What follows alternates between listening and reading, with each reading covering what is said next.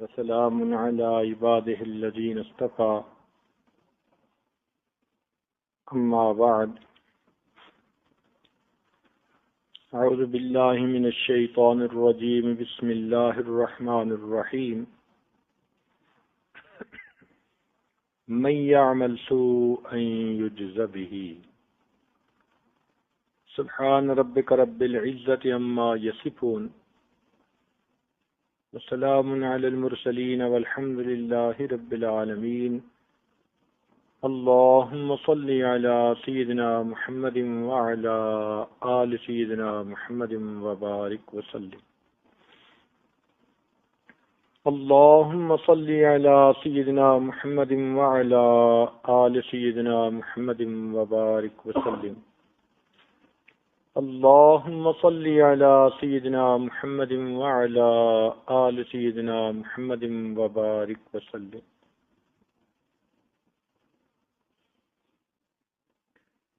عمل سے زندگی بنتی ہے جنت بھی جہنم بھی،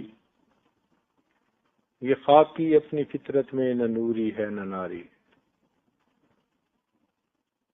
انسان جیسا عمل کرتا ہے ویسا اس کے ساتھ اللہ تعالیٰ کا معاملہ ہوتا ہے۔ نیک عمل کرے گا تو اجر و ثواب کا مستحق بنے گا، گناہ کرے گا تو سزا کا مستحق بنے گا۔ اس کو قانون جزا اور سزا کہتے ہیں، یہ پکا ہے۔ احکم الحاکمین کا بنا ہوا ایک نظام ہے، اسی لیے دنیا میں انسان جو کرتا ہے اس کا ریکارڈ تیار ہو رہا ہے۔ دنیا والے ویڈیو فلم بناتے ہیں، اللہ رب العزت کے فرشتے وہ اس کے نام اعمال میں پورا ریکارڈ لکھ رہے ہیں، اور اللہ تعالیٰ کی زمین اس بندے کے ساری زندگی کے مناظر کو محفوظ کر رہی ہے۔ آج کل ویڈیو کیمرے بھی تو ایسے ہی ہیں نا، چھوٹے سے ہوتے ہیں، دور سے دیکھ کر منظر کو کیچ کر لیتے ہیں۔ تو یہ اللہ تعالیٰ کی زمین یہ ویڈیو کیمرہ ہے، ہر چیز کو اس کی پیٹھ پہ کیا ہو رہا ہے محفوظ ہو رہا ہے۔ کس نے سجدے کیے وہ بھی محفوظ، جس نے گناہ کیے وہ بھی محفوظ۔ اور قیامت کے دن پھر یہ اپنی خبریں نشر کرے گی، اللہ تعالیٰ کے حضور اپنی رپورٹ پیش کرے گی۔ اس لیے جب نیک آدمی دنیا سے فوت ہوتا ہے تو زمین کے وہ ٹکڑے روتے ہیں جہاں وہ بیٹھ کر اللہ تعالیٰ کی عبادت کیا کرتا تھا۔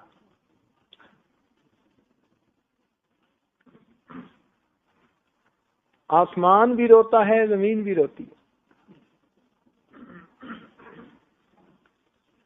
حضرت سعد اللہ عنہ کی وفات ہوئی، نبی علیہ السلام ان کے جنازے کے پیچھے پنجوں کے بل چل رہے ہیں۔ صحابہ نے عرض کیا، اللہ کے محبوب ہم نے ایسے پہلے تو کبھی چلتے نہیں دیکھا۔ فرمایا، اتنے فرشتے سعد کی نماز جنازہ میں شرکت کے لیے اترے، مجھے پاؤں رکھنے کی جگہ نہیں مل رہی۔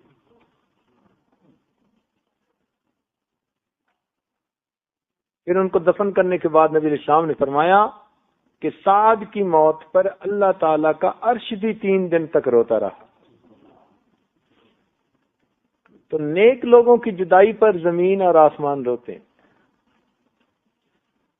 اور برا بندہ اس کے لیے زمین کہتی ہے، جتنے لوگ میری پیٹھ پہ چلتے تھے سب سے زیادہ مجھے عداوت تجھ سے تھی، آج میرے قابو آیا، دیکھ میں تیرا حشر کیا کرتی۔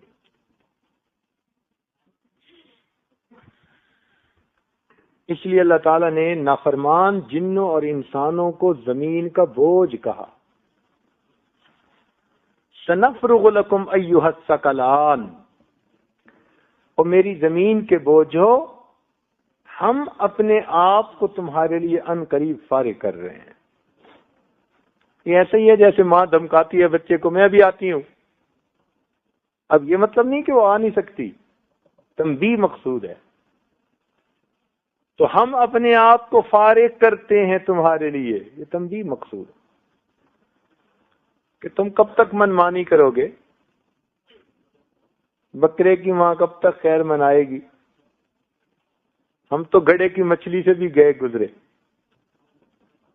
گھڑے کی مچھلی کو بھی پکڑنے میں کچھ وقت لگتا ہوگا، ہمیں تو اتنا بھی وقت نہیں لگتا.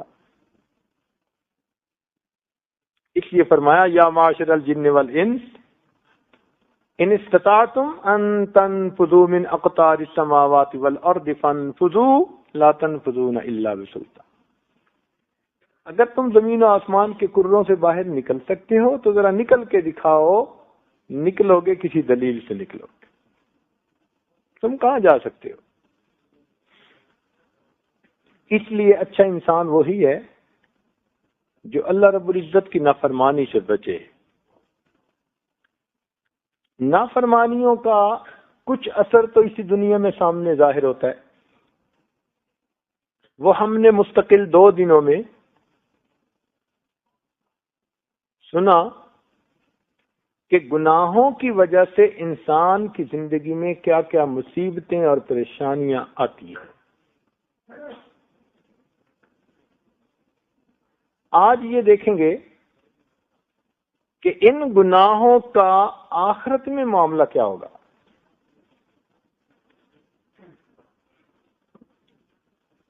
تو ایک موٹا سا اصول یہ ہے کہ جیسا گناہ ہوگا ویسے اس کی سزا ہوگی. جیسی عبادت ویسے اس کا انعام، اور جیسا گناہ ویسے اس کی سزا. اب اس کی دلیل سنیے قرآن مجید سے کہ جو لوگ راتوں کو جاگتے ہیں، تہجد پڑھتے ہیں، شب زندہ دار ہوتے ہیں، رات کے آخری پہر میں رب کے سامنے مناجات کرتے ہیں، وہ اپنی نیند قربان کرتے ہیں.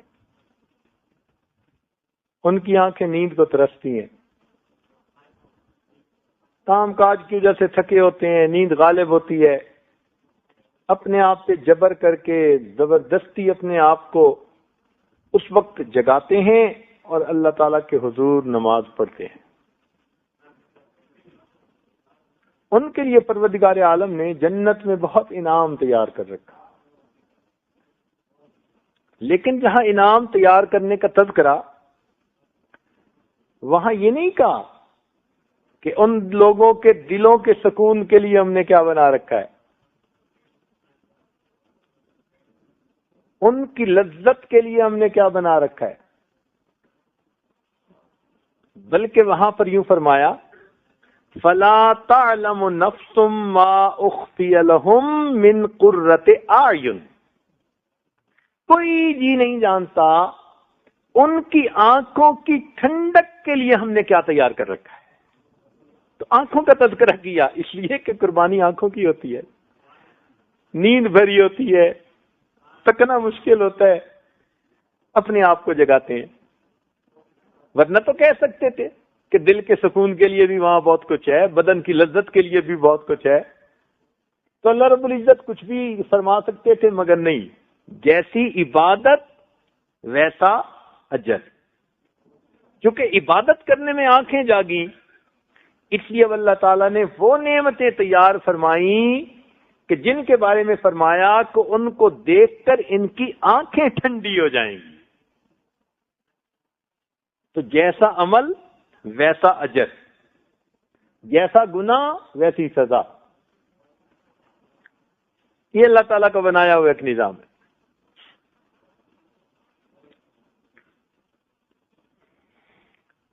ایک تو یہ دنیا ہے نا،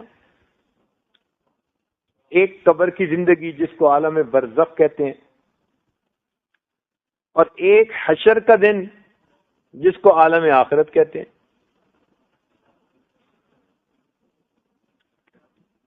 اب دیکھیے کہ جب یہ ٹیپ ریکارڈر ہوتا ہے نا، تو ایک تو ہوتی ہے آواز اور دوسرا ہوتا ہے آواز کا ٹیپ ریکارڈر کے اندر محفوظ ہو جانا. اور تیسرا ہوتا ہے کہ ٹیپ چلا کر اس آواز کو دوبارہ سننا. یہی مثال تینوں جہانوں کی. اس زندگی کی مثال آواز کی مانند ہے، برزخ کی مثال اس آواز کے ٹیپ میں محفوظ ہو جانے کی ہے، اور آخرت کی مثال اس کے ری پلے ہونے کی ہے. اللہ تعالیٰ اسی کو ری پلے کر دیں گے. آج نہیں دیکھتے کہ جو کھلاڑی کھیل کھیلتا ہے کیسی شاٹ لگائی اس کو ری پلے کر کے دکھاتے ہیں. سپیڈ بھی کنٹرول کرتے ہیں، ذرا آہستہ ری پلے کر کے دکھاتے ہیں، ایکشن کا پتہ چلے. تو اللہ رب العزت بھی قیامت کے دن اس کو ری پلے کر کے دکھائیں. یہ جو کہا جائے گا نا اقرا کتابک، پڑھ اپنا نام اعمال، کفا بنفسک الیوم علیک حسیبا، اس کا مطلب یہی کہ بھئی تو ذرا آ کے دیکھ. ایک بندے نے چوری کی ہو نا تو اس کو ویڈیو کیمرے پہ دکھاتے ہیں، دیکھ بھائی،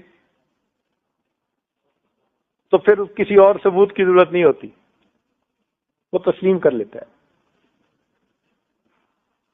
اسی طرح انسان کے سامنے اس کی زندگی کو ری پلے کر دیا جائے گا، کسی ثبوت کی ضرورت ہی نہیں رہے.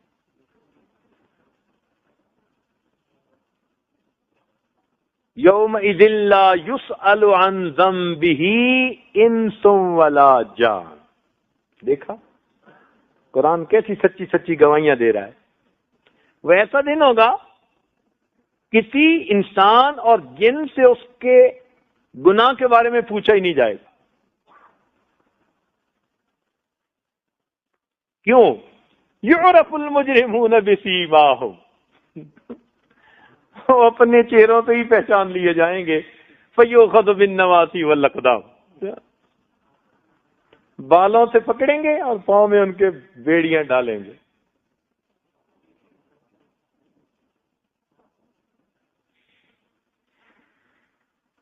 اس لیے فرمایا الدنیا مزرعۃ الآخرہ، دنیا آخرت کی کھیتی ہے،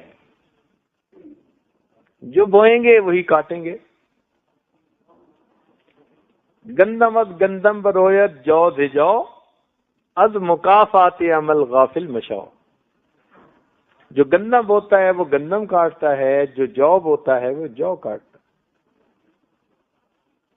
آج جو بوئیں گے کل وہی کاٹیں گے. کبھی نہیں ہوتا کہ کیکر بوئے اور اوپر سیب لگ جائیں. ہم اگر گناہ کے آج پودے بوئیں گے تو کل قیامت کے دن نیکیوں کے پھل نہیں کاٹ سکتے. اس لیے فرمایا فَمَن يَعْمَلْ مِثْقَالَ ذَرَّةٍ خَيْرًا يَرَهُ، جس نے ذرہ کے برابر بھی کوئی خیر کا عمل کیا ہوگا وہ بھی اس کو وہاں پائے گا، اور جس نے ذرہ کے برابر بھی کوئی شر کا عمل کیا ہوگا وہ بھی اس کو پائے گا.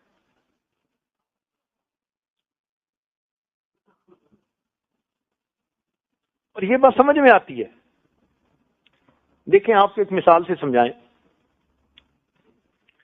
سائنس نے اس وقت ایسے سٹار ڈھونڈ لیے ہیں جو زمین سے 300 سال نوری سال کے فاصلے پر ہیں.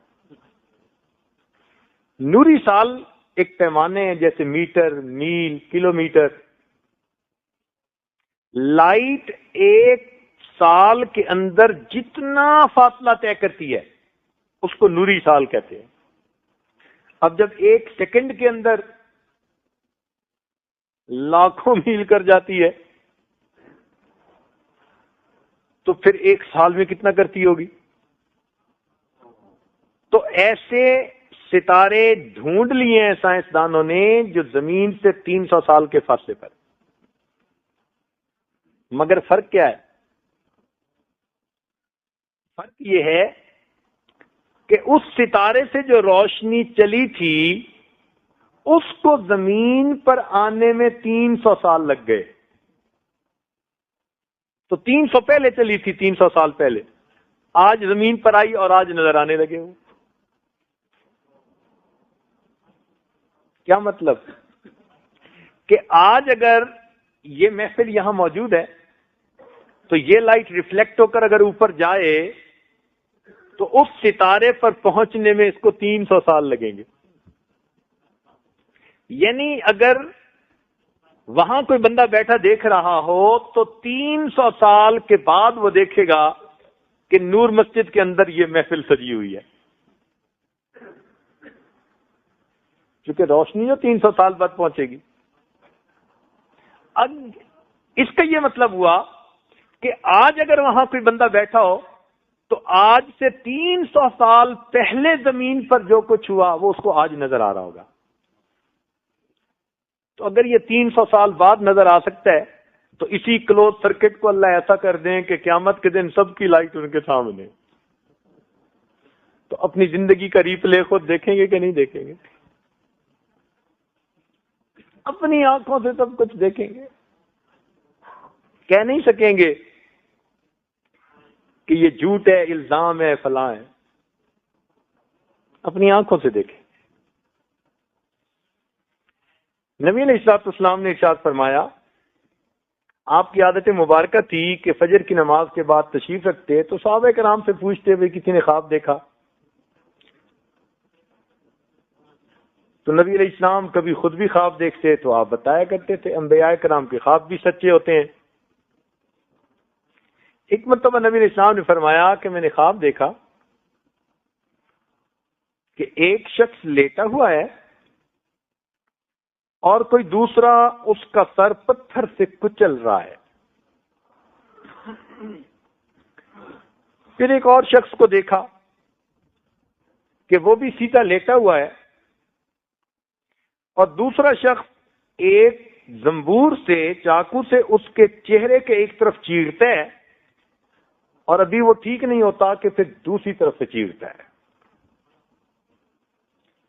پھر میں نے آگ کا ایک تنور دیکھا جس میں بہت سارے مرد اور عورت جل رہے تھے مگر سب کے سب ننگے تھے. اس سے آگے میں نے خون کی ایک نہر دیکھی. اس میں ایک آدمی ڈبکیاں کھا رہا ہے، تیر رہا ہے، کنارے پہ آنا چاہتا ہے. جب وہ قریب آتے ہیں نا تو ایک آدمی پتھر اس کے سر پہ دے مارتا ہے. سر پہ پتھر لگتے ہی وہ پیچھے چلا جاتا ہے اور پھر ڈبکیاں کھاتا ہوا پھر آنے لگتا ہے، پھر یہ پتھر مارتا ہے. آگے میں نے دیکھا تو ایک جگہ بہت زیادہ آگ دیکھی. میں نے دیکھا ایک شخص ہے جس کی شکل بہت ڈراؤنی ہے. دیکھ کے بندے کو ڈر لگے، ایسی ڈراؤنی شکل کبھی دیکھی نہیں. وہ آگ جلا رہا ہے اور آگ کے گرد گھوم رہا ہے. اس کے چہرے پہ کوئی ہمدردی کا نشان نہیں، اجنبیت ہے. جب اس سے آگے گئے تو میں نے دیکھا کہ ایک بہت بڑا باغ ہے. اس میں ایک لمبے قد کا آدمی ہے جس کے گرد بہت سارے بچے بیٹھے ہوئے ہیں. پھر آگے جا کر دیکھا تو ایک بہت اونچے اور خوبصورت درخت کو دیکھا. تو جو دو شخص مجھے دکھا رہے تھے سب کچھ کہنے لگے اس درخت پہ چڑھ جائیے. میں جو درخت پہ چڑھا تو چڑھتے چڑھتے اوپر جا کر میں نے ایک شہر آباد دیکھا. ایسا شہر کہ جس کے مکان کی دیواریں سونے اور چاندی کی اینٹوں سے بنی ہوئی تھی. شہر کے دروازے پر پہنچے تو اسے کھولا گیا. اندر چند آدمی ملے.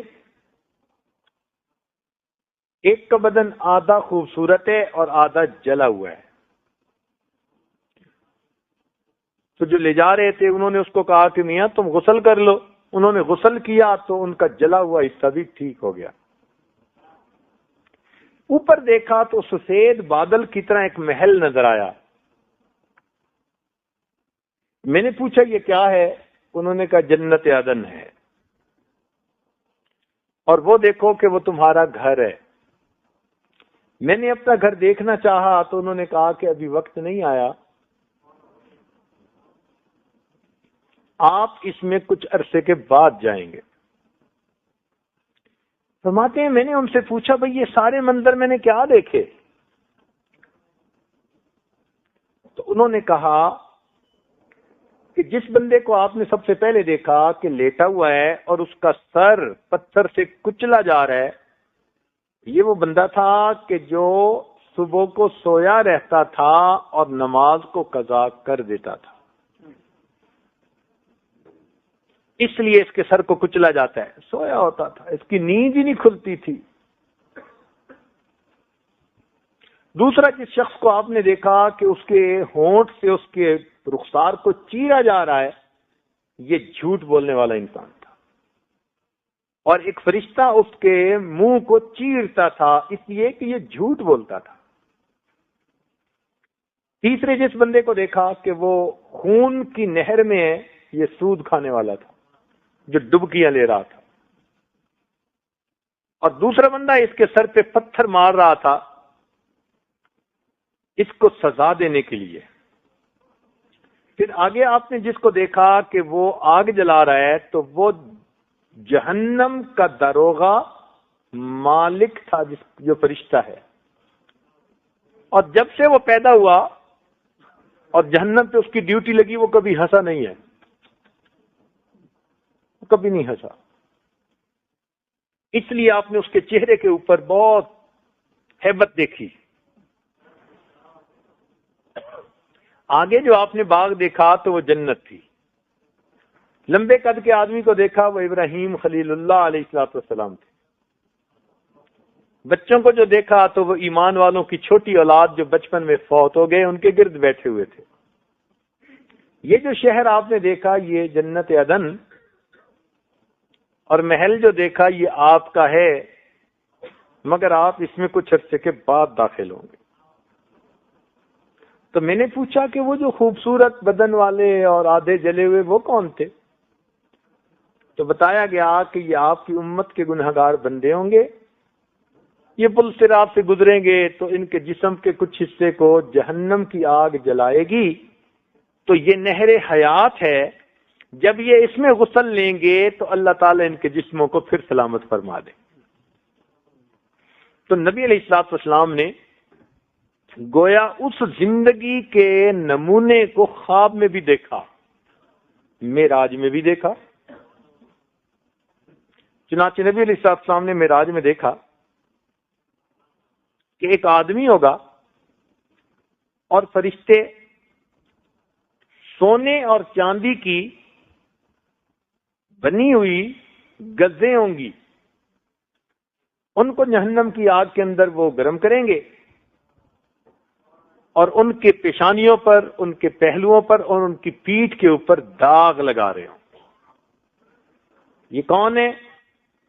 یہ وہ لوگ ہیں جو دنیا میں زکوٰۃ نہیں دیا کرتے تھے۔ جیسے مولانا حبیب اللہ صاحب دامت برکاتہم فرما رہے تھے کہ ترتیب اس لیے کہ پہلے ماتھے پہ شکن آتی ہے، تو اس لیے ماتھے سے شروع کریں گے، پھر پہلو پہ، پھر پیٹھ پہ ہوتا ہے، وہی ترتیب جو دنیا میں تھی، سزا کی ترتیب بھی وہی۔ یہ عجیب بات ہے، سزا میں اور گناہ میں ایک مناسبت اللہ نے رکھی ہوئی ہے۔ چنانچہ ایک بندے کو میں نے دیکھا کہ جو کھڑا تھا تو دوسرا ایک بندہ آیا، اس نے اس کو رکوع میں جھکایا اور اس کی گردن کے اندر ایک گوشت نے گاڑ دیا جس کے اوپر جھنڈا بنا ہوا تھا۔ فرماتے ہیں میں نے اسے دیکھا، وہ بڑی تکلیف کی حالت میں تھا۔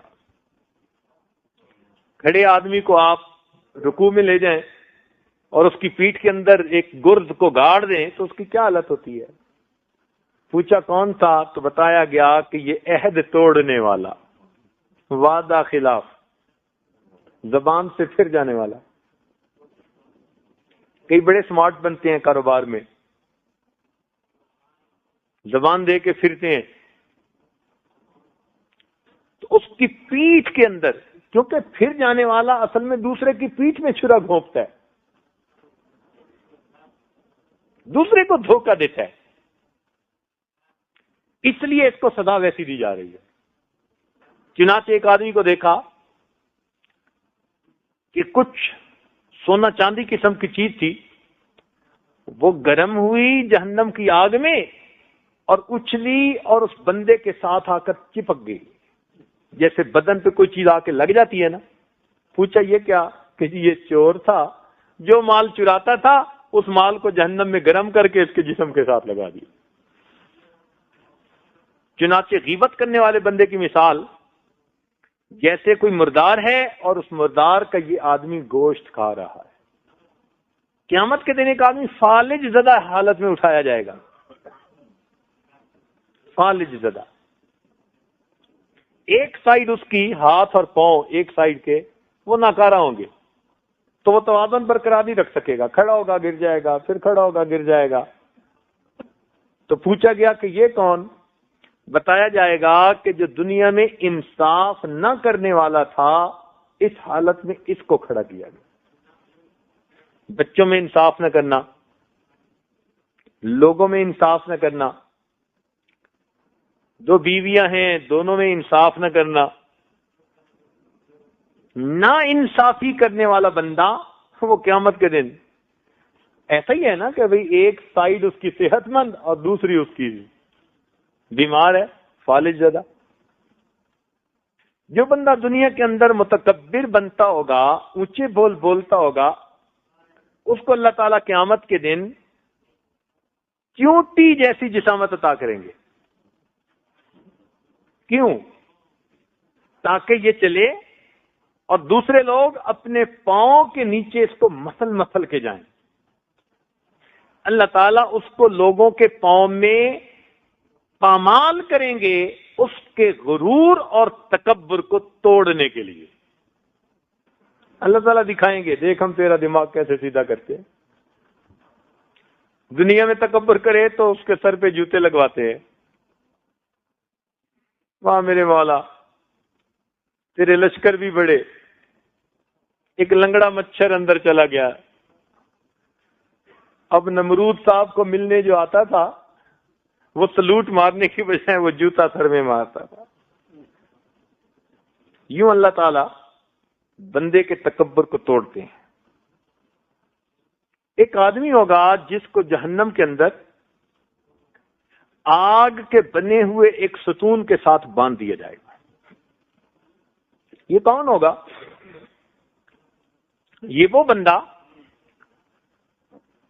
جو دنیا میں دوسروں کے عیب ڈھونڈتا تھا اور لوگوں کو عیب بتایا کرتا تھا۔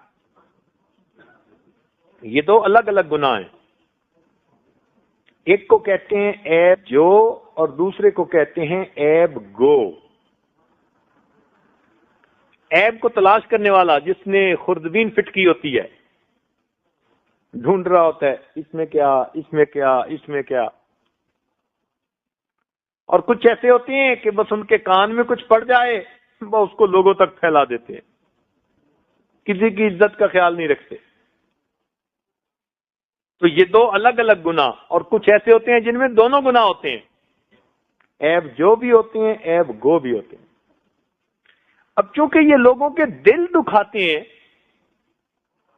ان کی پبلک انسلٹ کر کے، اس لیے ان کو سزا بھی ویسی دی جا رہی۔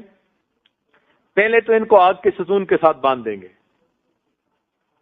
نار اللہ الموقدہ، پھر اللہ کی جلائی ہوئی آگ،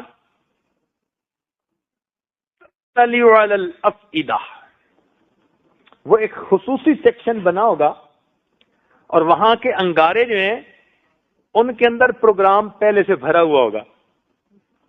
آج کل ایسے ہی ہوتا ہے نا، لیزر گائیڈڈ راکٹ پروگرام بھرا ہوا ہے، اڑتے ہیں سیدھا ٹارگٹ پر، یہ خدائی راکٹ، ایک ایک شعلہ اٹھے گا اور سیدھا اس بندے کے دل کو نشانہ بنائے گا، دل کو ٹارگٹ کرے۔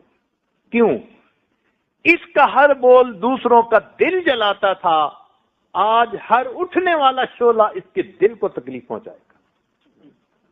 جیسا گناہ ویسی سزا، ربط ہے۔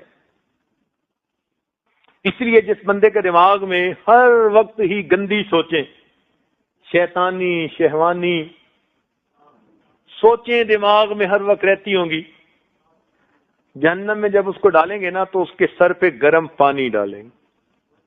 یصب من فوق رؤوسہم الحمیم، قرآن مجید. اس کے سر پہ کھولتا ہوا پانی ڈالیں گے. تیرے دماغ میں بھس بھرا تھا،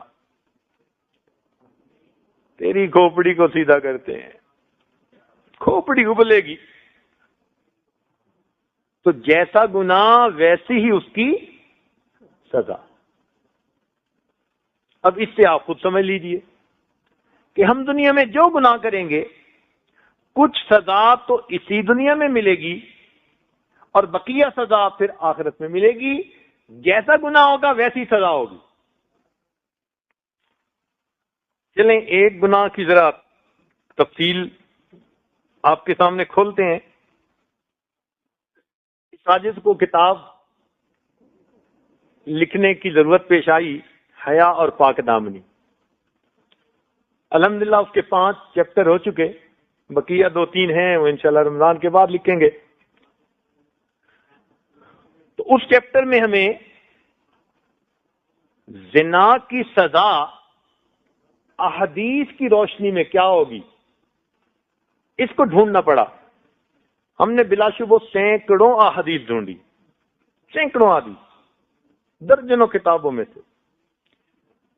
تو قدرتاً اس کی ہم نے ایک ترتیب بنائی کہ اس کی سزا دنیا میں کیا ہے، آخرت میں کیا ہے. چونکہ نوجوانوں کا مجمع ہے اور یہ گناہ ویسے بھی عام ہے، اس لیے یہ مثال آج کی اس محفل کے لیے زیادہ موزوں ہوگی. تو یہ آئے گی تو اس کتاب میں، مگر آپ سے موقع کی مناسبت سے ذرا اس کی تفصیل کر دینی وہ زیادہ ضروری ہے تاکہ بات کھل جائے کہ جیسا گناہ ویسی سزا ملے گی. اللہ تعالیٰ فرماتے ہیں بئس ما قدمت لهم انفسهم ان سخط اللہ علیہ، ان پر اللہ کا غصہ ہوگا. وفی العذاب هم خالدون، ہمیشہ ہمیشہ عذاب میں رہیں گے. اب ظاہر دیکھنے میں عجیب سی بات لگتی ہے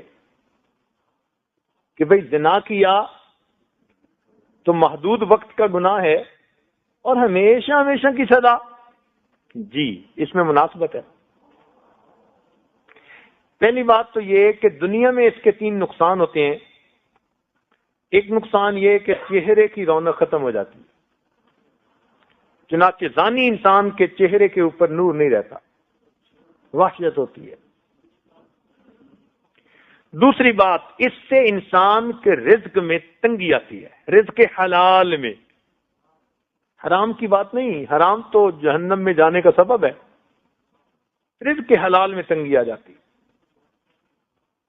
اور تیسرا، اس سے بندے کی ایفیکٹو عمر وہ گھٹ جاتی ہے، جوانی میں بوڑھا ہو جاتا ہے. جیسے بعض نوجوان ابھی 30 سال عمر نہیں ہوتی کہتے ہیں جی لو بیک کی پین ہے. جوانی کیسی بھائی، لو بیک کی پین، 30 سال کی عمر، بوڑھوں کی طرح پھر رہے ہوتے ہیں. آخرت کے نقصان کہ اس بندے کا حساب سخت لیا جائے گا، اللہ تعالیٰ اس سے ناراض ہوں گے اور وہ ہمیشہ ہمیشہ دوزخ میں رہے گا.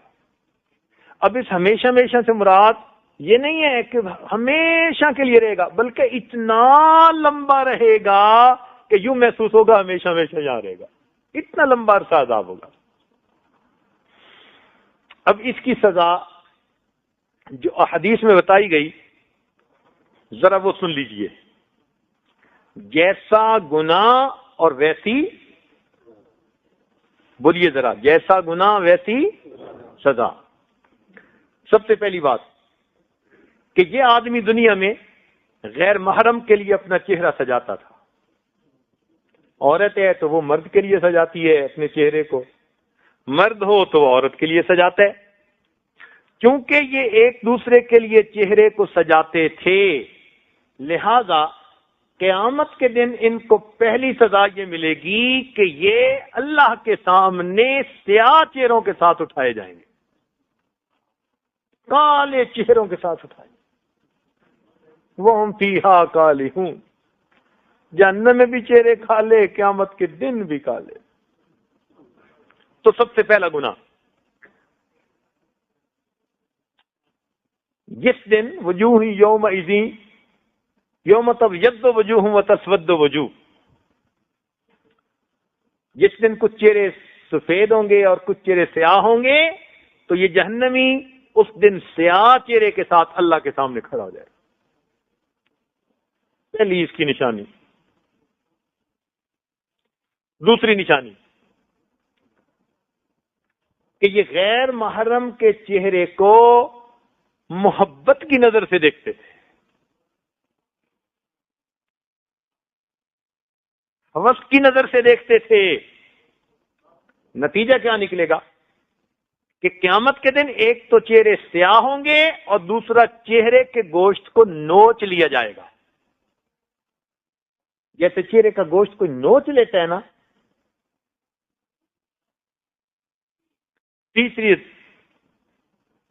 کہ دنیا میں غیر محرم کے چہرے کو دیکھ کر ان کے چہرے کھل جاتے تھے، تعلق جو ایسا تھا۔ اس کی سزا کیا ملے گی کہ قیامت کے دن ان کے چہروں کو خاص طور پر جہنم کی آگ کے اندر جلایا جائے۔ حدیث پاک میں یہ مستقل بات لکھی ہے کہ جہنمی تو ویسے ہی آگ میں جلے گا، مگر آگ اس بندے کے چہرے کو خصوصاً جلائے گی اور اس کو مشتعل کر دے گی، اس کو بالکل جلا کے سرخ کر دے گی۔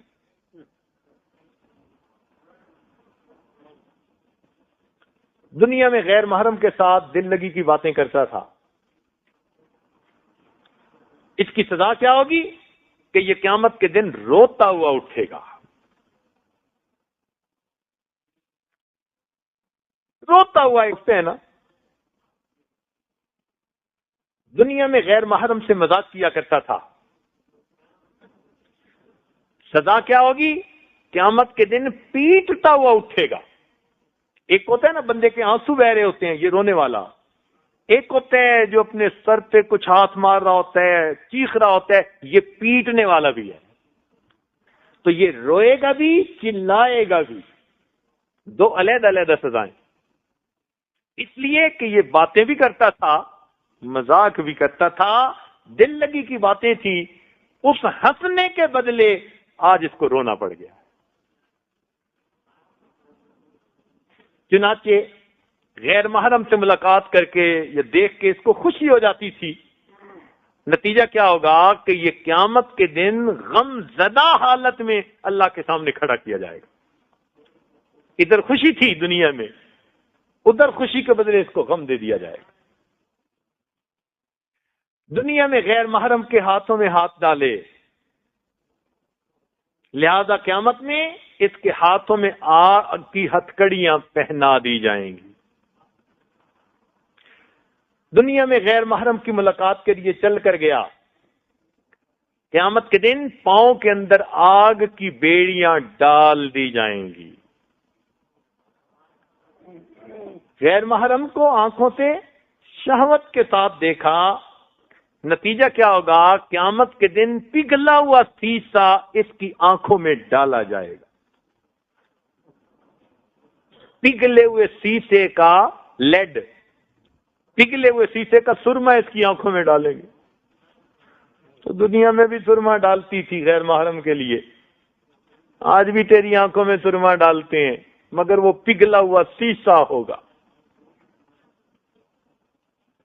چنانچہ غیر محرم کی طرف سب سے پہلے چہرے کو دیکھتا ہے بندہ، قریب ہوتا ہے۔ تو چونکہ اس عمل کی ابتدا چہرے کو دیکھنے سے ہوتی ہے، لہذا قیامت کے دن چہرے کے بل، منہ کے بل گھسیٹ کر جہنم میں ڈالا جائے گا۔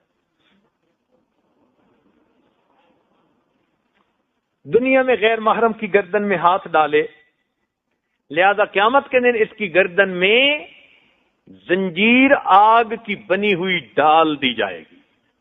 اب دیکھیے، پاؤں میں بھی بیڑیاں، ہاتھوں میں ہتھکڑیاں، گلے میں آگ کی زنجیر ہوگی۔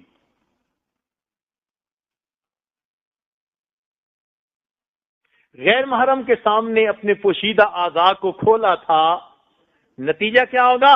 قیامت کے دن اس کو تارکول کا گرم لباس پہنا دیا جائے گا. تارکول جس سے سڑکیں بنتی ہیں، یہ گرم ہو اور کہیں لگ جائے تو جگہ کو جلا کے رکھ دیتا ہے. تارکول کا بنا ہوا لباس گرم جہنم کی آگ میں اس بندے کے جسم پہ پہنا دیا، تو اس کا انڈر ویئر پہن کر.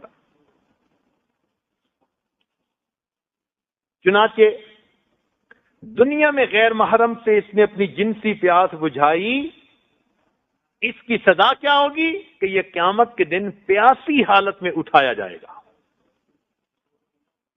پیاس لگی ہوئی ہوگی اس کو، جنسی پیاس بجھاتا تھا، آج پیاسا کھڑا کیا جائے. دنیا میں غیر محرم کی وجہ سے اس کے پوشیدہ اعضاء میں جنسی طوفان اٹھتے تھے، شہوت ابھرتی تھی.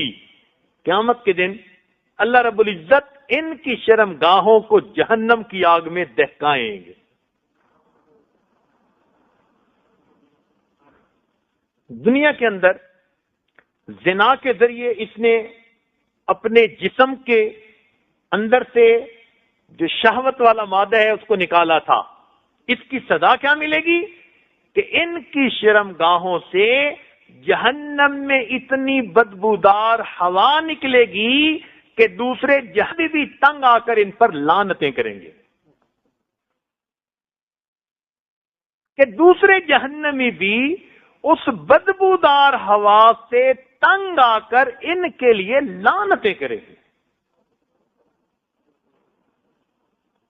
دنیا میں غیر محرم کے بالوں میں انگلیاں پھیری تھی، قیامت کے دن بالوں کے ذریعے سے پکڑ کے ان کو جہنم میں لٹکا دیا جائے گا. چنانچہ بعض روایات میں ہے کہ غیر محرم نے پستان پر ہاتھ لگائے، ایسی فاحشہ عورت کو جہنم میں پستانوں کے بل لٹکایا جائے گا. حدیث پاک میں غیر محرم کو کیوں اختیار دیا اس جگہ پر؟ چنانچہ دنیا میں غیر محرم کے جسم کی مہک سونگھی تھی. نتیجہ کیا ہوگا کہ جہنمی آدمی کے جسم سے بدبو آ رہی ہوگی. یہ غیر محرم کے ساتھ بے لباس ایک جگہ پر اکٹھے ہوئے تھے، سزا ملے گی جہنم میں آگ کے تندور میں ننگے مرد اور ننگی عورتوں کو اکٹھا کر دیا جائے. غیر محرم کے ساتھ بند جگہوں پر ملاقات ہوتی تھی، بند کمرے میں، بند مکان میں. اس کی سزا یہ ملے گی کہ جہنم میں ایک بند گھاٹی ہے جس کا نام اسامہ ہے، یلقون اسامہ، اللہ رب العزت اس کے اندر ان کو ڈالیں.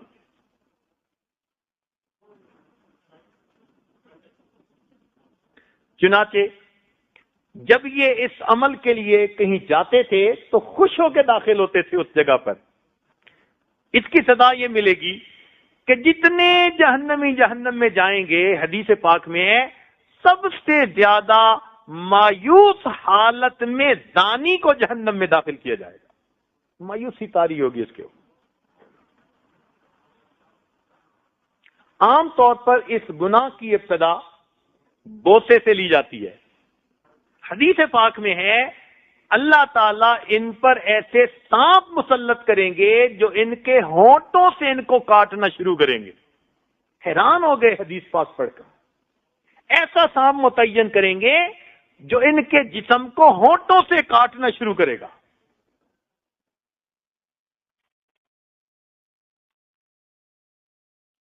چنانچہ غیر محرم کے سامنے اپنا پوشیدہ بدن کھولا تھا، اس کی سزا یہ ملے گی کہ جہنم میں ان کو ننگی حالت میں اکٹھا کر دیا جائے گا.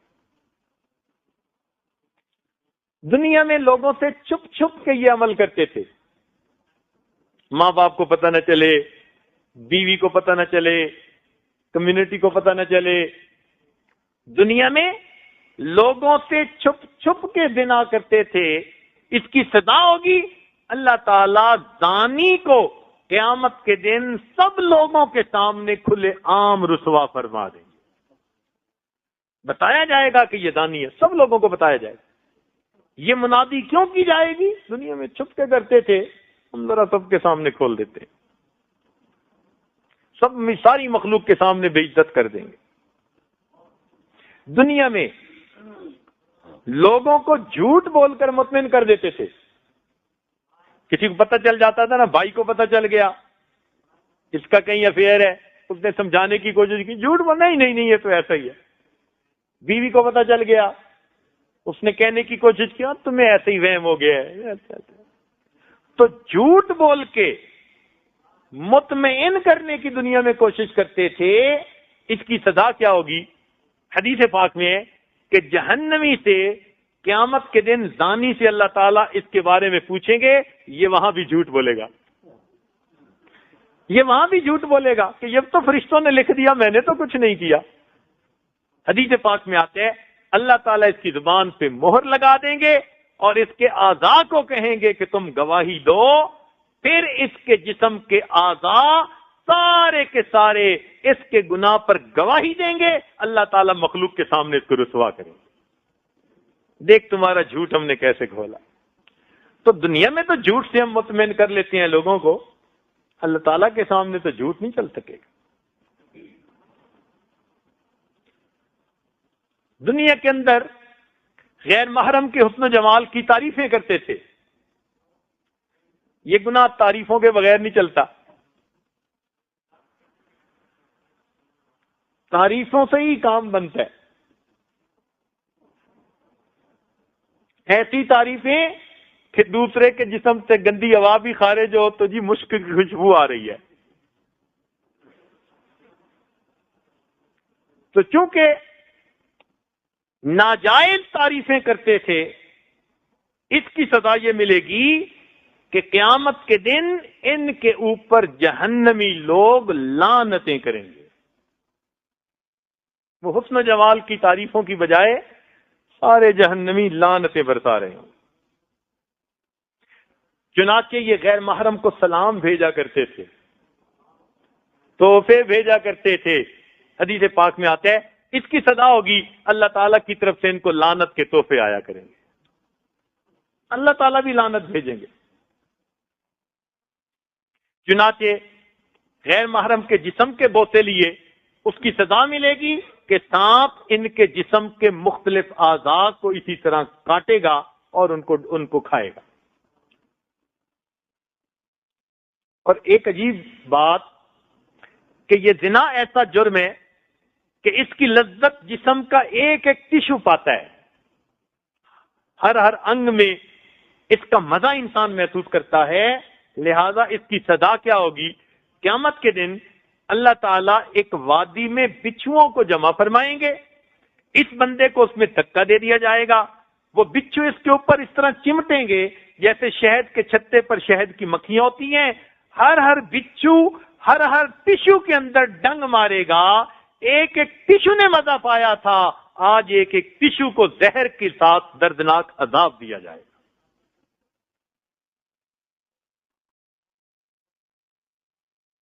چنانچہ دنیا میں اس نے غیر محرم کے جسم پر اختیار پایا، تبھی تو زنا کا مرتکب ہوا، اس کے جسم پر اختیار پایا۔ اس کا نتیجہ کیا ہوگا کہ قیامت کے دن اس غیر محرم کے شوہر کو اللہ تعالیٰ اس کی نیکیوں پر اختیار عطا فرما دیں گے۔ چنانچہ اس کے شوہر کو کہیں گے تو جتنا چاہتا ہے اب اس کی نیکیوں میں سے لے لے، اور اس دن کوئی نیکیوں کو پیچھے نہیں رہنے دے گا۔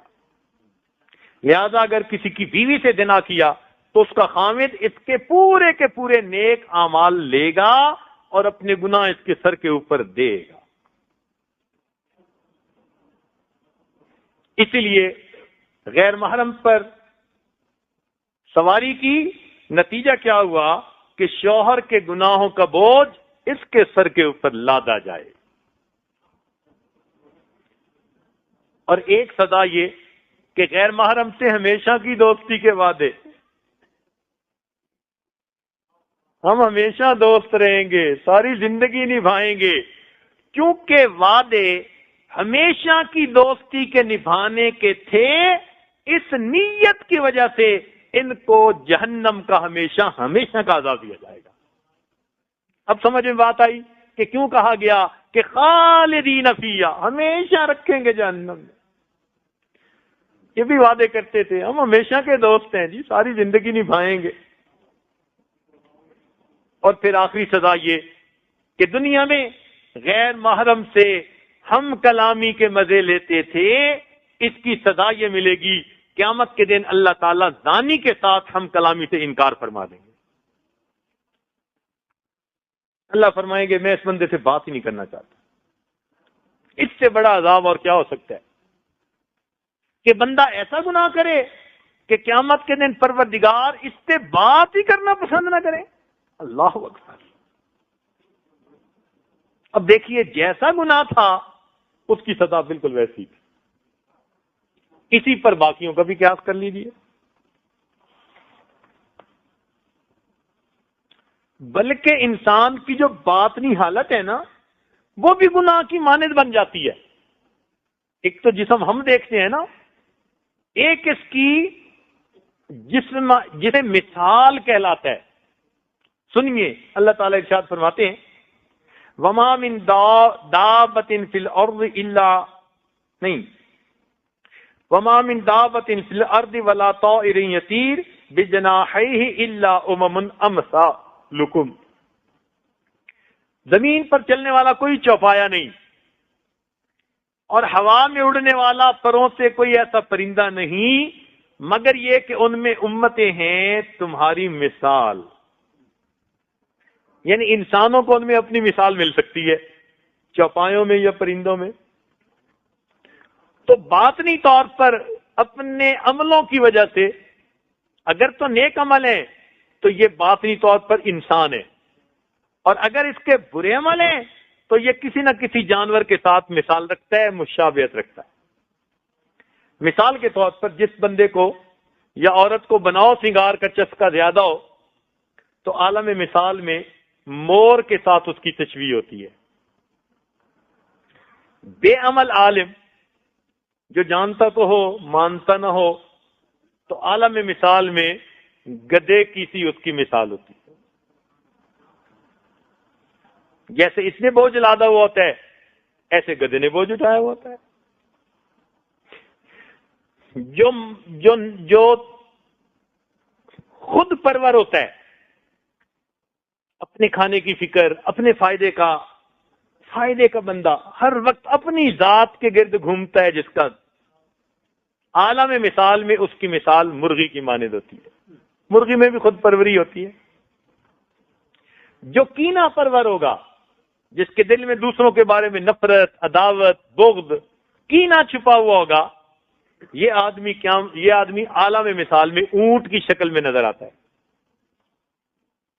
جس آدمی کے اندر بے حیائی اور فحاشی ہوگی، عالم مثال میں اس کی شکل سور کی مانند نظر آتی۔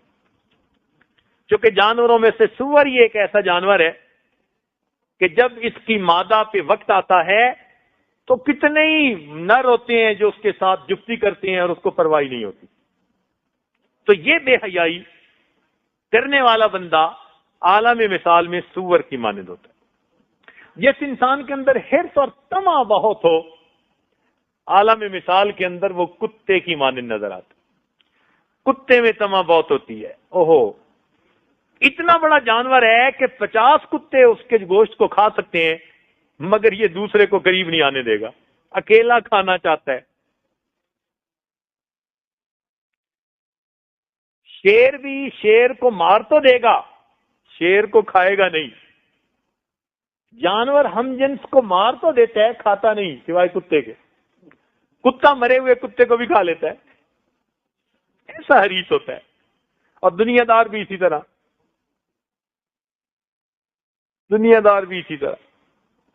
اسی لیے جس میں طمع زیادہ ہوگی یہ بندہ قیامت کے دن یا یہ بندہ عالم مثال میں کتے کی شکل میں نظر آئے گا۔ جو بندہ دوسروں کو ایذا پہنچاتا ہوگا، خواہ مخواہ دوسروں کا دل دکھانا، دل جلانا، یہ بندہ عالم مثال میں سانپ اور بچھو کی مانند نظر آتا۔ اور جس بندے کے اندر عیاری ہو، آج جس کے لیے خوبصورت لفظ ہے، بڑا سمارٹ ہے، تو یہ سمارٹ صاحب، مسٹر سمارٹ، یہ عالم مثال میں لومڑی کی شکل میں نظر آتے ہیں، اور جو دوسروں کے عیب چنتا رہتا ہو، ڈھونڈتا رہتا ہو، تو عالم مثال میں مکھی کی مانند نظر آتے ہیں۔ آپ نے دیکھا یہ گندی مکھی ہر وقت گند ڈھونڈتی ہے، سارے خوبصورت گھر کو چھوڑ کے باتھ روم میں، اتنے خوبصورت اچھی جگہوں کو چھوڑ کے ٹریش کین کے اوپر بیٹھی ہوتی ہے۔ اتنا خوبصورت بندے کا جسم ہوتا ہے، اس کو چھوڑ کے جہاں پھوڑا ہوتا ہے وہاں بیٹھی ہوتی ہے، جہاں پیپ ہوتی ہے وہاں بیٹھی ہوتی ہے۔ تو چونکہ یہ بھی ہر وقت گند کی تلاش میں ہوتی ہے، اور عیب جو بھی ہر وقت گند کی تلاش میں ہوتا ہے، تو اس کی صورت مثال وہ نظر آتی ہے۔ اور اسی طرح انسان کو قیامت کے دن پھر جہنم کے اندر سزا دی جائے گی۔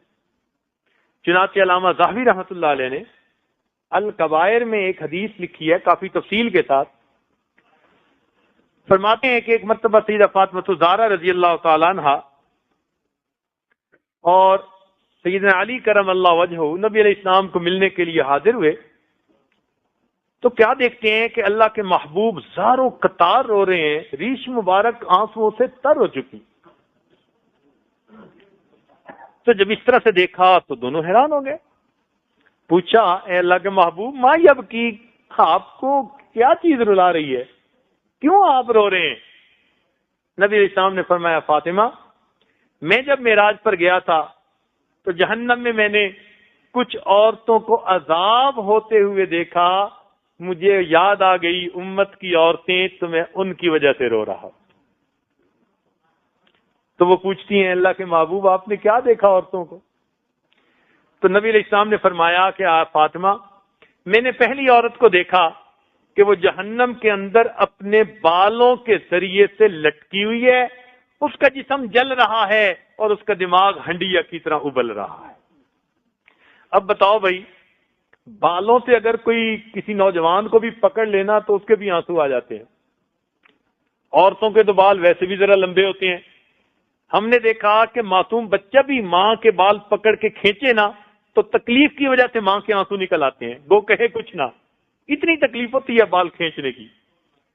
تو جب کھینچنے کی تکلیف اتنی، تو اگر پورا وزن بالوں پر ہوگا اور اس پر لٹکایا جائے گا تو پھر کیا بنے گا؟ اور پھر جہنم کی آگ میں جلے گا۔ آپ نے دیکھا یہ روسٹ کیسے ہو رہا ہوتا ہے؟ بروسٹ مشین ہوتی ہے نا جس میں آگ میں گھوم رہا ہوتا ہے، مجھے تو وہی منظر نظر آتا ہے۔ اللہ تعالیٰ بھی بالوں کے بل لٹکائیں گے اور نیچے سے آگ جلا کے اس کے جسم کو روسٹ کریں گے۔ پوچھا اللہ کے نبی کس لیے یہ سزا ہو رہی تھی؟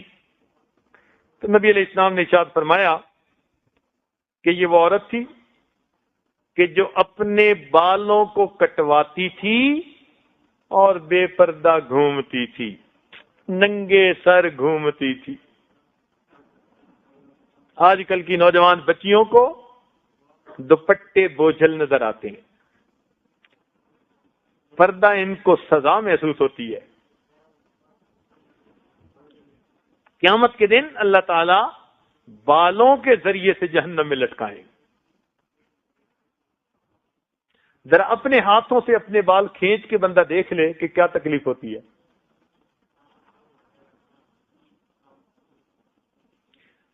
تو جن کو بند سنور کے نکلنے کا شوق ہوگا نا، شیطان ذہن میں ڈالتا ہے کیا ہوتا ہے اس سے، ابھی تو عمر تھوڑی ہے، چھوٹی سی ہے۔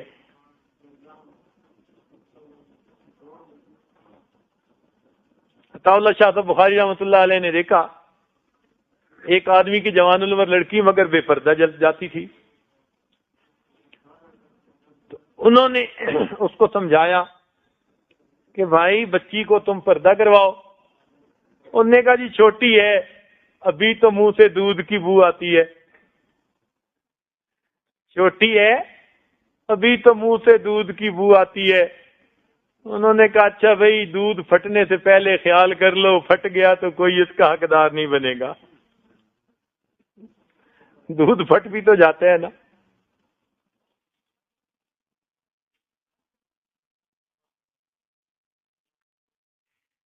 اس لیے اسلام نے عورت کو پردے میں رہنے کا حکم دیا. دیکھیں پردے کے 3 درجے ہیں. پردے کے 3 درجے ہیں. پہلا درجہ قرآن پاک میں بتایا گیا وَقَرْنَ فِي بُيُوتِكُنَّ، یہ 4 دیواری کا پردہ. اپنے گھروں میں بیٹھی رہیے. گویا شرعی ضرورت کے بغیر عورت کو گھر سے باہر نکلنے سے منع فرمایا گیا. عورت کی زندگی گھر میں. وَقَرْنَ فِي بُيُوتِكُنَّ، بیٹھی رہو اپنے گھر میں، قرار پکڑو. تو عورت گھر میں رہے گی، شرعی ضرورت ہوگی تو گھر سے باہر آئے گی، ورنہ اس کی زندگی گھر میں. یہ 4 دیواری کا پردہ ہے.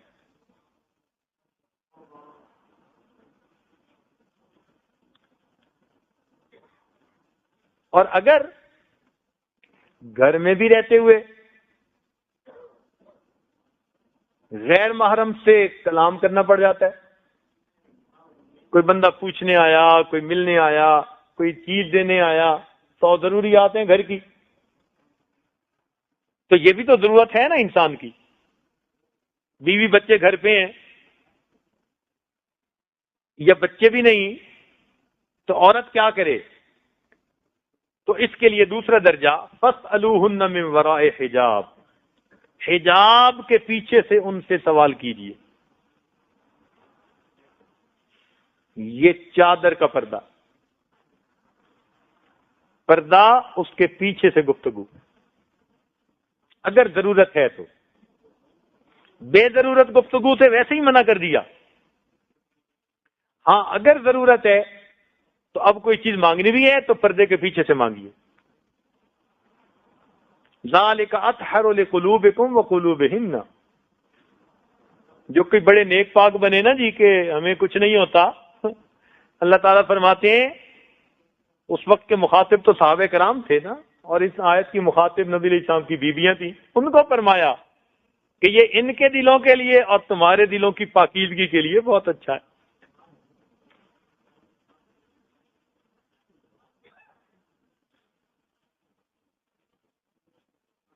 تیسرا درجہ کہ اگر بالفرض باہر نکلنا پڑتا ہے، ڈاکٹر کے پاس جانا پڑا، مجبوری میں بچے کو ڈاکٹر کے پاس لے جانا پڑا، یا کوئی اور ایسی شرعی ضرورت پیش آ گئی، تو ایسی صورت میں اگر عورت نکلے یدنین علیہن من جلابیبہن، تو یہ پھر اپنی چادر اپنے سینوں پر، چہرے پر ڈال لے.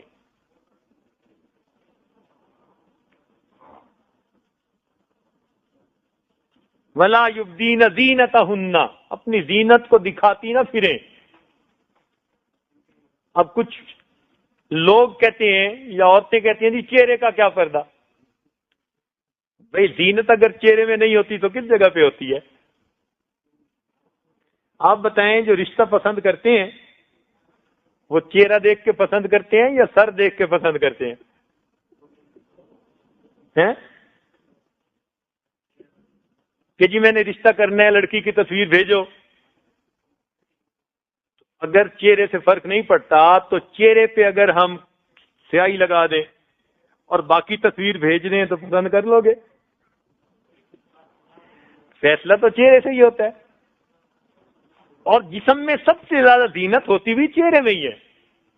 تو جب زینت کو چھپانے کا حکم تو چہرہ چھپانے کا حکم ہے.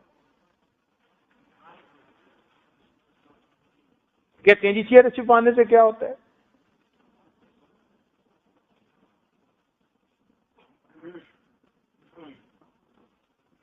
پردہ تو جی آنکھوں کا ہوتا ہے. ہاں بھائی پردہ آنکھوں پہ بھی پڑ جاتا ہے.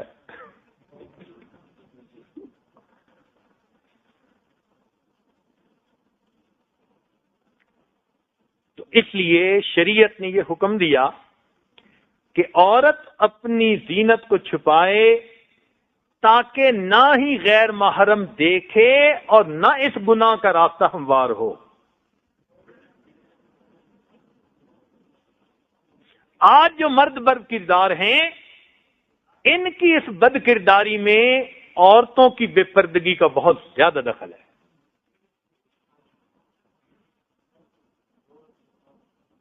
یہ حسن ہے دین اسلام کا کہ مرد کو کہا کہ آنکھیں نیچی رکھو، عورت کو کہا کہ اپنی زینت کو چھپاؤ، تاکہ گناہ کا موقع ہی نہ بنے۔ موقع سے ہی بچا لیا۔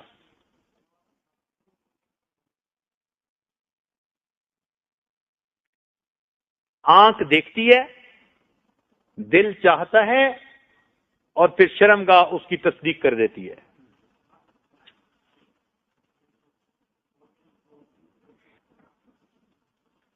اس میں ایک خاص بات ذہن میں رکھیے کہ کئی مرتبہ قریبی رشتہ دار آ جاتے ہیں، کزن ہیں، قریبی رشتہ دار ہیں، وہ بھی گھر میں آ گئے، اب رشتہ داری بھی بحال رکھنی پڑتی ہے، تو کچھ لوگ کہتے ہیں جی پھر ان سے کیا پردہ؟ بھائی پردہ ان سے بھی ہے، رشتہ داری بھی رکھنی ہے اور پردہ بھی رکھنا ہے۔ عورت اگر سمجھدار ہونا تو وہ پردے میں رہ کے گھر کے کام بھی کر سکتی ہے۔ ہمارے جامعہ میں ایک مرتبہ ایک بچی پڑھنے آئی، تو اس نے دوپٹہ لیا ہوا تھا، 10ویں کا امتحان شاید پاس کر کے آئی تھی۔ اس نے گھر والوں کو بتایا کہ میں غریب گھر کی بچی ہوں، میں نے حضرت کا بیان سنا، میرے دل میں بات آئی کہ میں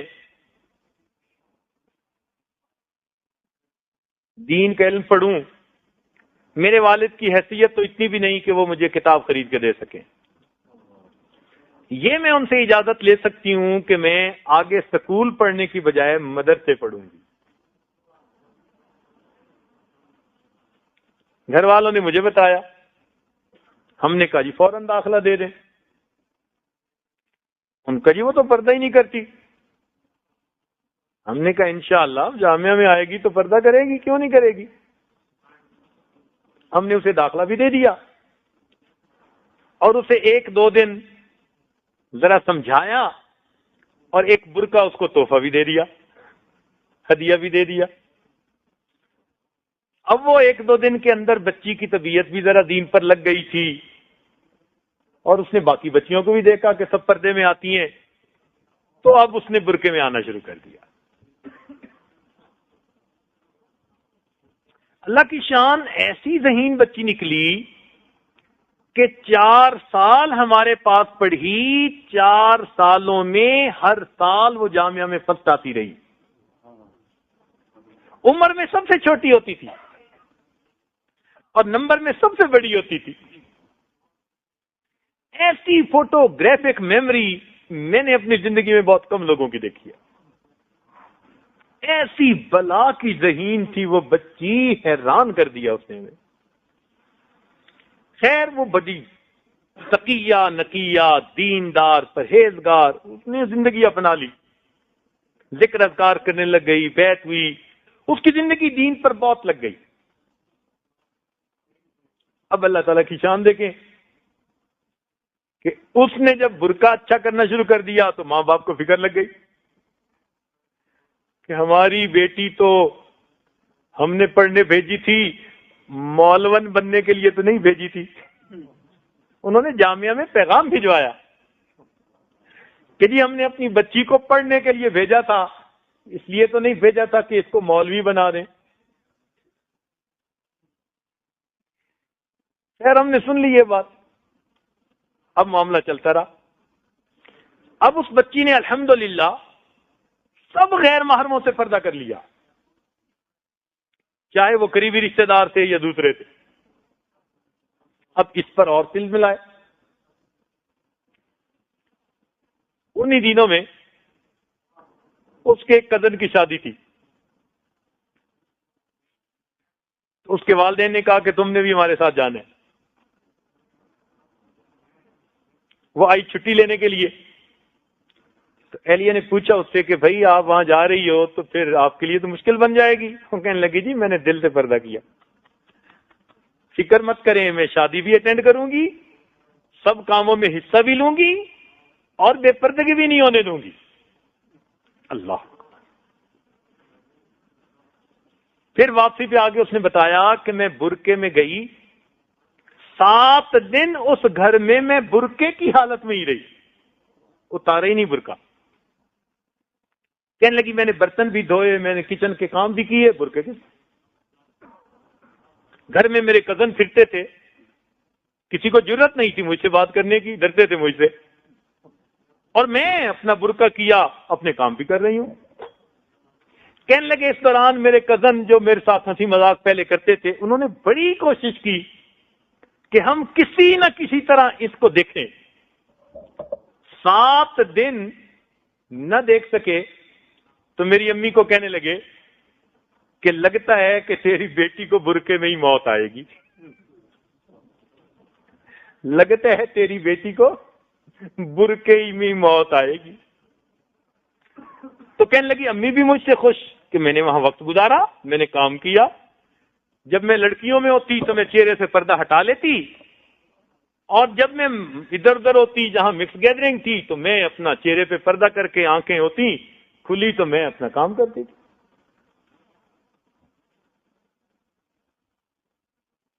اب اگر ایک بچی دل سے اگر پردے کو اپناتی ہے تو وہ ایسے فنکشن میں بھی اپنے آپ کو غیر محرم سے بچا سکتی ہے، تو کیسے کوئی کہہ سکتا ہے کہ جی پردہ کرنے سے رشتہ داریوں پہ فرق پڑ جاتا ہے؟ نتیجہ کیا ہوا؟ اس کے والد برف بیچتے تھے، گرمی کے موسم میں یہ نہیں بازار میں برف کے 1-2 بلاک لے کے بیچ، معمولی حیثیت کے آدمی تھے۔ اللہ کی شان، اس شادی میں ان کا دور کا کوئی رشتہ دار آیا تھا جو لاکھوں پتی تھا۔ اللہ کی شان، اس بچی کو اس کی دینداری اتنی پسند آئی، واپس جا کر اس نے ماں سے بات کی، ادھر بچی کی تعلیم مکمل ہوئی، اگلے دن انہوں نے رشتہ بھیج دیا۔ کاروں والے تھے، کوٹھیوں والے تھے، اللہ کی نعمتوں والے تھے۔ ماں باپ نے کہا ہماری بچی کے نصیب کھل گئے۔ اللہ کی شان کہ اللہ نے دین کی برکت سے اس کو بہترین گھر بھی عطا فرما دیا۔ جو ڈرتے تھے نا کہ بیٹی کا کیا بنے گا، برادری میں ان کی بیٹی کا سب سے پہلے رشتہ ہو گیا۔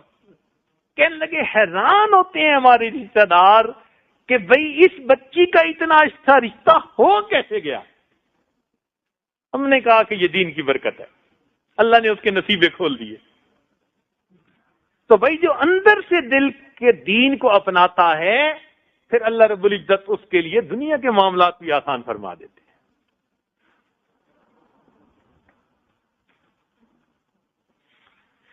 دوسری عورت کو نبی علیہ السلام نے ارشاد فرمایا کہ میں نے دیکھا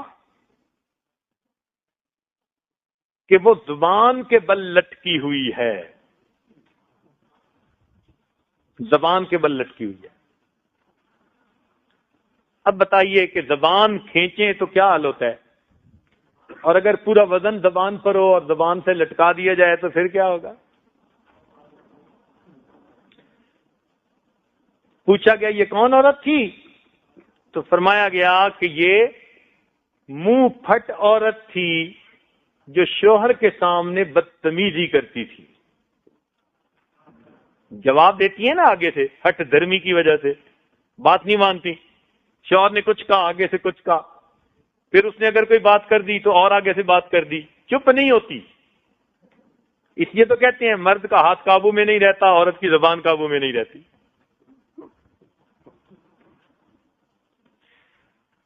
بولتی رہتی ہیں، کچھ نہ کچھ کہتی رہتی ہیں، آگے سے ٹر ٹر ہوتی رہتی ہے، چپ نہیں ہوتی۔ تو یہ شوہر کے سامنے ٹر ٹر کرنے والی، اس کو زبان کے ذریعے سے جہنم کے اندر لٹکا دیا جائے۔ اور جو جھوٹا آدمی ہوگا، جو زبان کا غلط استعمال کرتا ہوگا، ایک اور حدیث پاک میں آیا اللہ تعالیٰ اس کی زبان کو کئی کلومیٹر کے حساب سے لمبا کر دیں گے۔ جب وہ چلے گا تو زبان پیچھے گھسٹ رہی ہوگی اور لوگ اس پر پاؤں رکھ رکھ کے گزر رہے ہوں گے، اس کو جہنم میں یہ سزا ملے گی۔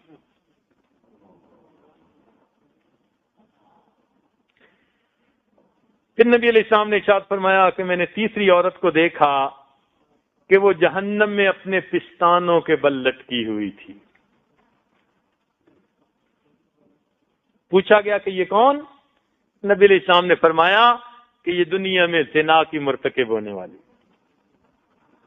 غیر محرم کو اپنے جسم کو ہاتھ لگانے کا موقع جو دیتی تھی اس کو پستانوں کے بل لٹکا دیا جائے گا۔ آج کے دور میں اس گناہ کا جو سب سے بڑا ذریعہ ہے نا وہ سیل فون ہے۔ اس گناہ کا اس وقت جو سب سے زیادہ، یعنی ایک زمانہ تھا کہ موسیقی اس کا ذریعہ تھا، پھر ایک زمانہ آ گیا کہ ٹی وی اس کا ذریعہ بن گیا، آج وہ زمانہ ہے کہ سیل فون اس کا ذریعہ ہے۔ شریفوں کے گھروں میں بچے، شریفوں کے گھروں میں بچیاں اس ہیل فون کی وجہ سے ناجائز تعلق میں گرفتار ہو جاتی، چونکہ ہم سے نوجوان پوچھتے رہتے ہیں نا مسئلے، پھنستے ہیں تو بھی آتے ہیں، آدمی پریشان ہوتا ہے تو یا پیر کو بتاتا ہے یا حکیم کو بتاتا ہے، حکیم کو بتاتے ہیں جسمانی علاج کے لیے اور پیر کو بتاتے ہیں روحانی علاج کے لیے۔ تو ہم نے کم از کم 100 بچوں سے انٹرویو کیے۔ یہ حیا اور پاک دامنی جو کتاب لکھی نا یا لکھ رہے ہیں تو اس کو ہم نے حقیقت پر مبنی بنایا۔ 100 بچے جو ان گناہوں میں ملوث رہے تھے ان کو ہم نے پوچھا کہ بتاؤ بھائی وجوہات کیا ہوتی ہیں، کیا ہوتی ہیں، باقاعدہ انٹرویو کیا مختلف ملکوں میں۔ یہ بات سامنے آئی کہ اس وقت اس گناہ کا سب سے بڑا ذریعہ انسان کا سیل فون بنا۔ SMS میسج، خرچہ بھی کوئی نہیں، اور بیڈ روم میں کمبل کے اندر سے SMS پہنچے ہوئے ہیں۔ ماں باپ کو کیا پتا کہ بیٹا میسج سن رہا ہے یا بیٹی میسج سن رہی ہے۔ ایک دوسرے کو صبح کے وقت جگاتے ہیں، وہ اس کو جگا رہے ہیں، وہ اس کو جگا رہی، اور اوپر سے سیل فون کی بجائے بیل کے اوپر سے وائبریشن آ گئی۔ ایک مصیبت کہ اگر ہے بھی صحیح کسی کے پاس تو ساتھ والے کو پتہ نہیں، وہ بس جیسے دل دھڑکتا ہے نا وہ دل ہی دھڑکتا ہے۔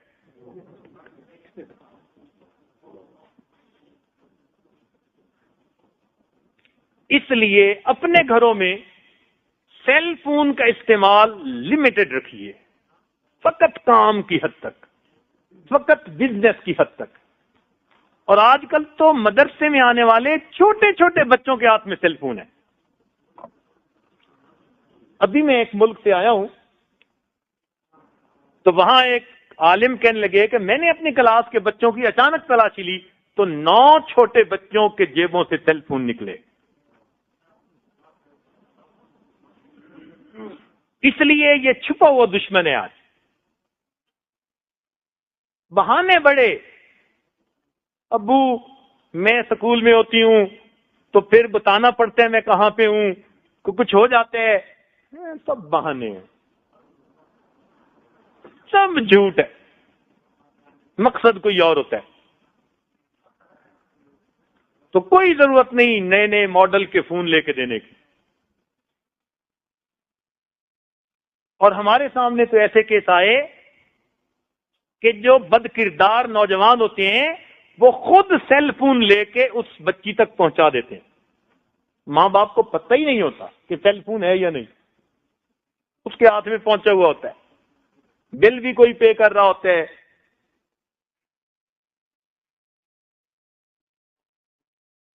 ہم نے کہا بھائی تم نے ایسی حرکت کیوں کی؟ کہنے لگے جی جہاں دل کی بات ہوتی ہے وہاں بل کی بات کیا ہوتی ہے۔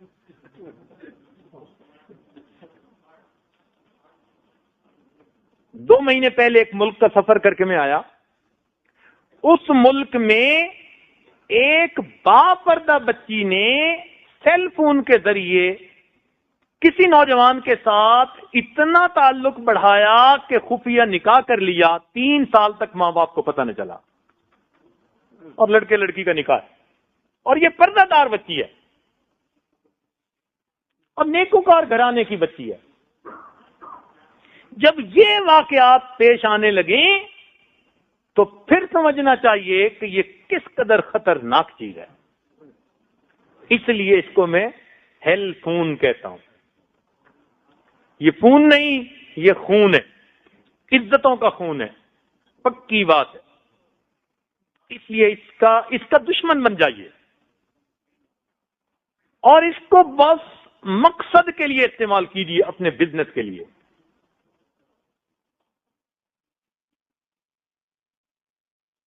ہمارے تجربے میں یہ بات آئی اور علم میں یہ بات آئی کہ بندہ بیت اللہ کا طواف کر رہا تھا اور اپنی گرل فرینڈ کے ساتھ بات کر رہا تھا. کیا رونا روئے ہم.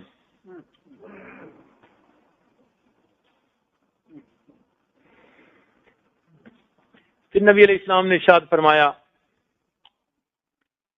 کہ میں نے ایک عورت کو دیکھا کہ اس کے پیر سینے پر بندھے ہوئے تھے اور اس کے ہاتھ اس کے سر پر بندھے ہوئے تھے.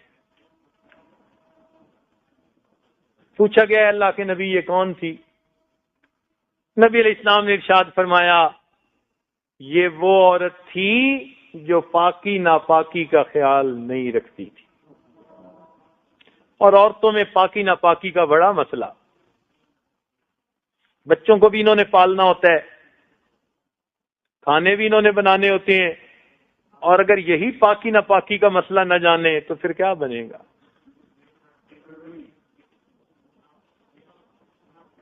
اس لیے بچیوں کو بالخصوص اس قسم کے مسائل وہ معلمات کے ذریعے سے سیکھنے کا موقع دینا چاہیے.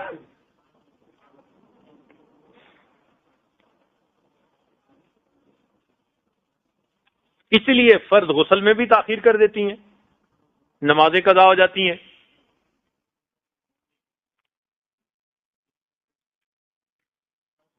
نبی علیہ السلام نے فرمایا کہ میں نے 5ویں عورت کو دیکھا کہ اس عورت کا چہرہ خنزیر کا تھا اور باقی جسم گدھے کا تھا. یہ اللہ کے محبوب فرما رہے ہیں.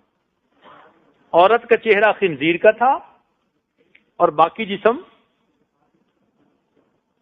گدھے کا تھا.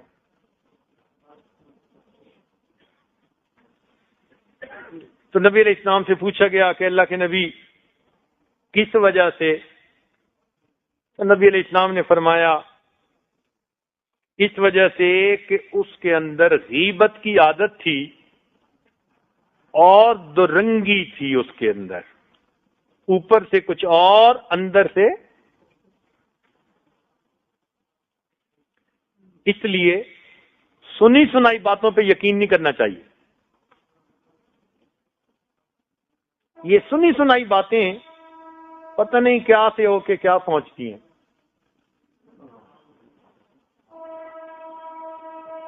خاص طور پر یہ جو چغل خوری ہے نا، یہ بہت ہی خطرناک بیماری ہے. پھر نبی علیہ السلام نے ارشاد فرمایا کہ میں نے 6ٹھی عورت کو دیکھا کہ اس کی شکل کتے کی سی تھی اور آگ اس کے منہ میں داخل ہوتی تھی اور پاخانہ کے رستے باہر نکل جاتی تھی. انگارے جا رہے تھے نکل رہے تھے، جا رہے تھے نکل رہے تھے، اور شکل اس کی کتے کی مانند کتیا کی طرح بھونک رہی تھی. فرشتے اس کو گرز مار رہے تھے، فرشتے گرز مار رہے تھے اور وہ کتیا کی طرح بھونک رہی تھی. پوچھا گیا یہ کون؟ تو بتایا گیا یہ حسد کرنے والی اور دوسروں پر احسان جتلانے والی تھی.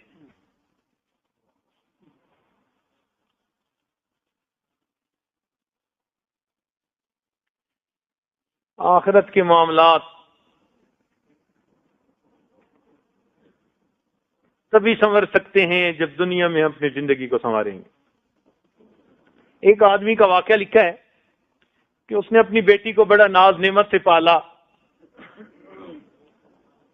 کہ میری بیٹی بڑی پیاری ہے، خوبصورت ہے، عقل مند ہے، اور اس کو ماڈرن تعلیم دلوائی اور وہ بے پردہ پھرتی تھی. اللہ کی شان کے جوانی میں اس بچی کو موت آ گئی. تو باپ نے خواب دیکھا، تو خواب نے اپنی اس بچی کا کہ اس کا سر بالکل بالوں کے بغیر، کھوپڑی ہے صرف،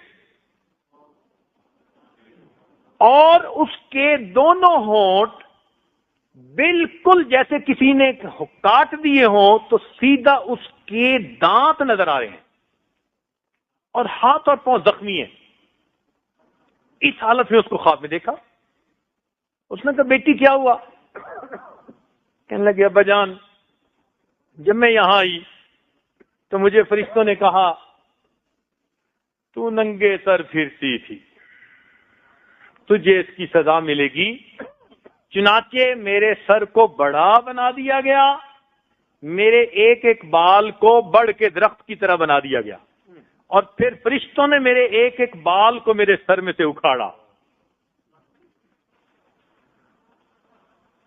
اتنی مجھے تکلیف ہوئی کہ میں بتا نہیں سکتی. پھر ایک فرشتے نے کہا اچھا تیرا تو وضو بھی ٹھیک نہیں ہوتا تھا، یہ تو کیا چیز اپنے ہونٹوں پہ لگائی ہوئی تھی؟ وہ سرخی لگاتی تھی. شیرنی جیسے خون پی کے ہٹتی ہے نا، شیرنیاں بھی خون پی کے ہٹتی ہیں.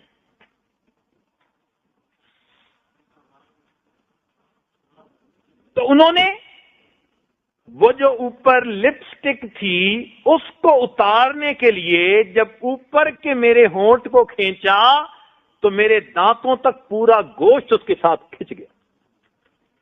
پھر نیچے کا کھینچا. پھر وہ کہنے لگے ہاں تیرا غسل نہیں ہوتا تھا کہ تیرے ناخنوں پر بھی کچھ لگا ہوا تھا. تو انہوں نے میرے ناخنوں پر جو نیل پالش تھی اس کو اتارنے کے لیے جو کھینچا تو میرے سارے ناخن ہی کھینچ گئے. ابا جان اب میں اس حالت میں ہوں. آج اگر اپنی بچیوں کو ہم دین اسلام کی تعلیم نہیں دیں گے تو کل ان بیچاریوں کے ساتھ پتہ نہیں آخرت میں کیا معاملہ ہوگا. مردوں کی ذمہ داری ہے کہ وہ اپنی بچیوں کو دینی تعلیم دلوائیں، تقوی پرہیزگاری کی زندگی سکھائیں، تاکہ اسی زندگی میں وہ اپنے رب کو منا سکیں، اپنی آخرت کو بنا سکیں. آج وقت ہے جتنا بھی بڑا کوئی گنہگار ہو اگر وہ توبہ کر لے گا اللہ تعالیٰ اس کے زنا کا گناہ، اس کے جھوٹ کا گناہ، غیبت کا گناہ، جو بھی گناہ ہوگا اللہ تعالیٰ سب گناہوں کو معاف فرما دیں گے. اس لیے آج ہم اپنے ہاتھوں سے اپنی آخرت کو بنا رہے ہیں یا اپنے ہاتھوں سے اپنی آخرت کو بگاڑ رہے ہیں. اللہ رب العزت ہماری آخرت، ہمیں اپنی آخرت سنوارنے کی توفیق عطا فرمائے. وآخر دعوانا ان الحمدللہ.